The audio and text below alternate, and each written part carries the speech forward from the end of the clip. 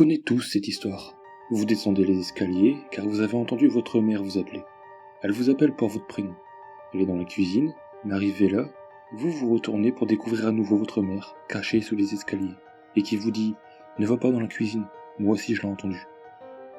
C'est juste une de ces histoires idiotes. Mais imaginez ce qui arrive après. Vous devez faire un choix. Vous, un enfant, si jeune, devez prendre une décision. Vous vous souvenez de tout. Vous regardiez votre mère sous l'escalier. Même maintenant, vous vous souvenez de l'expression qu'avait son visage. Elle tremblait de peur, le regard empli de terreur. « Viens ici, disait-elle, vite !»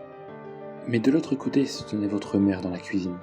Elle vous regardait d'une manière étrange, mais elle était si grande et dominante, comme si elle pouvait vous protéger.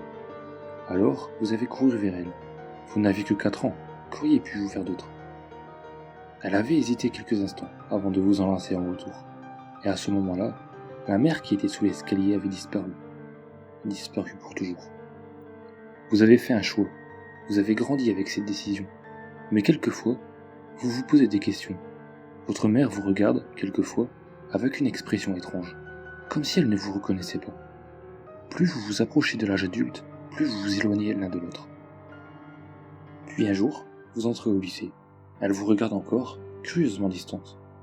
Elle vous embrasse, mais juste un court instant, avant de vous laisser. Et pour la première fois de votre vie, vous vous posez la bonne question. Avez-vous fait le bon choix ? Avez-vous choisi la bonne mère ? Et pour la première fois, vous voyez clair à travers ses yeux. Vous comprenez enfin ce qui la trouble. Elle pense la même chose que vous.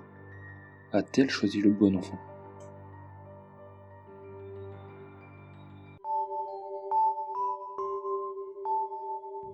One, two, someone's calling you. 3, 4, better check the app store. 5, 6, better pick up quick.